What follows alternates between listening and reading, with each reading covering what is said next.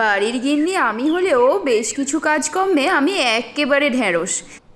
যেমন ধরুন ওই নারকেল কাটা, ডাব ফুটো করা আর এই আনারস কাটা, এগুলোতে আমার কর্তামশাই এক্কেবারে নিপুণ ব্যক্তি।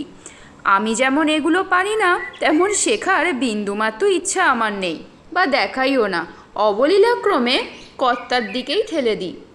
আগের রোববার এই আনারসখানি কিনেছিলাম, তখন বেশ সবুজ আর কাঁচা ছিল, তাই এইভাবে একটা মোটা কাপড় জড়িয়ে রেখে দিয়েছিলাম। প্রায় দিন চারেক পর ঘুম থেকে উঠে দেখি সারা বাড়ি পাকা আনারসের গন্ধে একেবারে মোমো করছে। বের করে দেখি আনারসটি একেবারে পেকে হলুদডি হয়ে গেছে। তাই এটা ছাড়ানোর দায়িত্ব এবারেও কর্তার ঘাড়েই যথারীতি ছেড়ে দিয়েছি।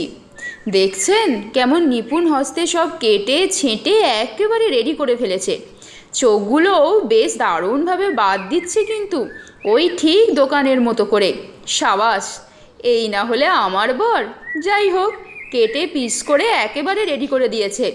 ভাবছি এত যখন খাটাখাটনি করলো, তাকে তার পছন্দের আনারসের চাটনিটাই করে খাওয়াবো। এই মাঝের অংশটি দিয়ে চাটনি বানাবো। বিয়ের পর যখন শাশুড়ি মার থেকে শিখেছিলাম, তখন জানতামই না যে আনারসের এই মাঝের অংশটিও এত সুস্বাদু হতে পারে। তাছাড়া এই আনারসের চাটনি বহুদিন হলো খাওয়া হয়নি।